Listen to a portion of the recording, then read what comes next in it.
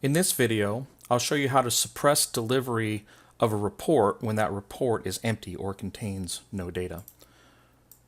Let's build a burst. Take a Webby report here, and we'll just call this blank report.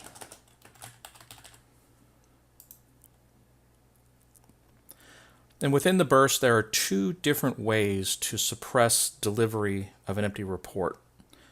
Let's look at the first one. So with the document highlighted in the burst, if we select the Options tab, the first option here, when data provider is empty, by default, InfoBurst will deliver a blank report. And what this means here is that with any report, there are one or more data providers that may contain data when that report is refreshed by InfoBurst. So after the refresh, InfoBurst will submit a request to Business Objects asking, is there data in the data provider? Yes, no. It's a simple yes-no request, or 1-0.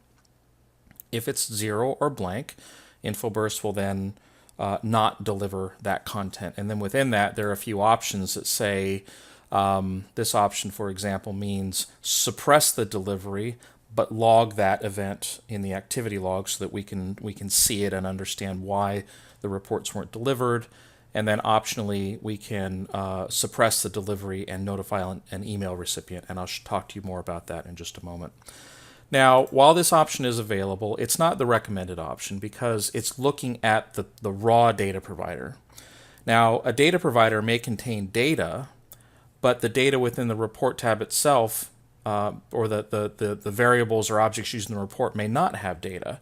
So looking at the data provider isn't a surefire way to ensure that the report is empty and whether it's to be suppressed.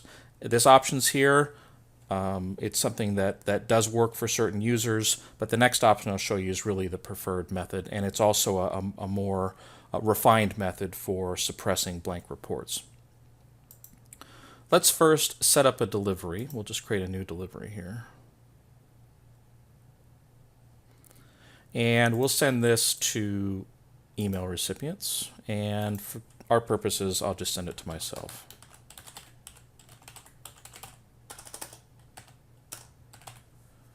Add the email address, and then we'll leave the format as PDF. Okay, so this is our delivery.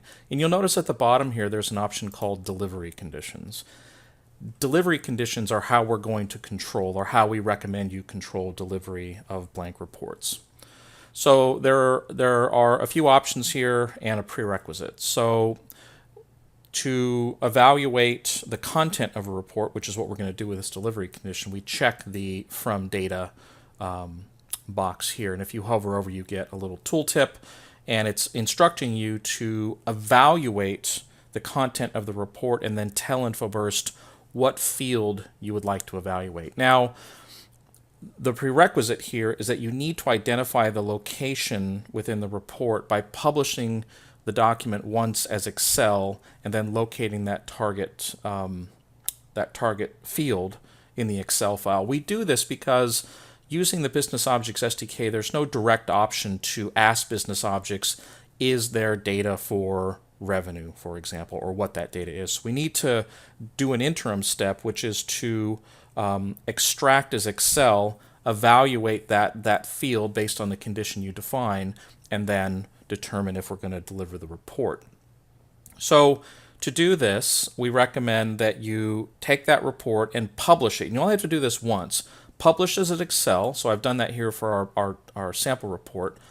So here's our Excel file, and then presumably you'll be evaluating one or more fields within the report to determine whether or not it's empty, right? So here, for example, let's say we wanted to evaluate the sales revenue field for Los Angeles, okay? And we just want to say, is, based on the value in this field, is a report blank or not? So we identify the tab, which is Summary, or the Excel worksheet, and then we also identify the cell, which is D5. Okay, so Summary D5. So once we make that determination, we can create our delivery condition. So if you hover over this field, it tells you what you need to do. You need to insert the sheet name, and the example here is Sheet 1 at A1. In our case, it is Summary is the name of the tab or worksheet at D5.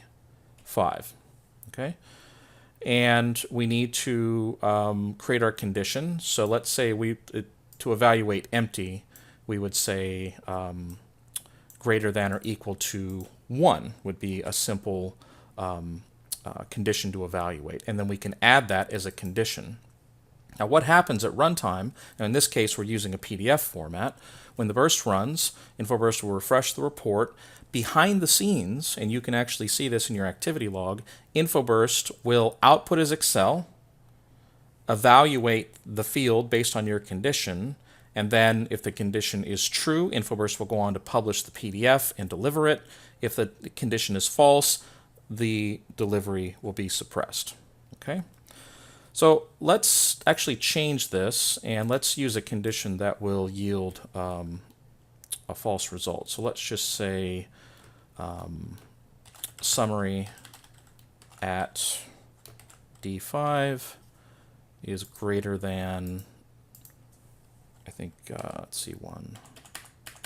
So the value in our sample report is like around 1.5 million. We'll use the value 2 million. So it's the same concept in terms of is the condition true or false and what happens if it's false.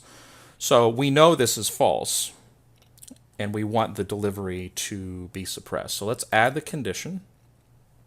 Okay, so this is again the preferred way, the delivery condition to suppress the empty report. There's also an option when working with an email delivery to send an email notification. Right? So here under an email delivery, you have the message field, which you'd include just in your standard message delivery. But here, this empty data provider or condition fail message tab is available to you. And in this case, we'd want to select the delivery condition failed. So this says, if the condition fails, send the user, in place of the content, a message telling them perhaps why they didn't receive that report. So let's just say today's report. And here's a little sample message, no data is available. And you can customize this to say whatever you want. And the idea here is that if the user is receiving content on a daily basis and one day they don't get their email, they might call someone or send an email to inquire as to why. This mechanism will let the user know why they didn't get that day's report, where you can insert your own custom message. So we'll leave that there. So let's go ahead and execute this and see what happens when the delivery condition is false.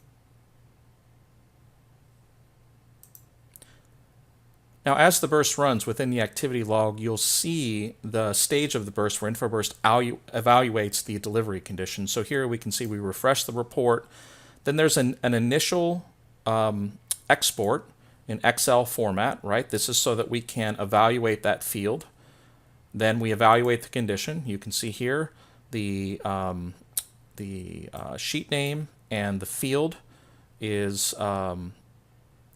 greater than 2 million. We know that that value is 1.5 million, so the result is false. InfoBurst now will not deliver that PDF via email, but what it does send in its place is the email notification. So if we go over here to our email client, we can see the notification that InfoBurst sends. So again, you can customize the subject of this message. You can customize the actual message itself. That's within your control. So use of the delivery condition is the preferred method because it gives you the ability to evaluate, simple conditions, 1, 0, for example, or you can evaluate other fields and values where you could say, like in our example, we don't want to send content until the report data meets certain requirements, not just is it empty or not. Now, one consideration when using the delivery condition method is formatting. So because InfoBurst is evaluating an Excel file, the location of the target field or fields is important. It can't change. If the report formatting is changed such that the location of this sales revenue field is shifted to, let's say, E6, the reference in InfoBurst is broken and the delivery condition won't work. So what we recommend there is to mirror your target field on another report tab that perhaps is not visible to the users. So maybe we're only delivering the summary tab as part of our delivery, but I have another hidden tab, if you will, where we're going to mirror this value and then based our condition on that extra tab that users will never see, and you ensure that formatting on that tab never changes, right? So the formatting of this might change, maybe headers are shifted or another column is added, and that change won't affect the cell that Infoburst is looking at on that hidden tab. So these are your options for delivering blank reports. More information is available under the deliveries article within the knowledge base for setting up and utilizing these delivery conditions.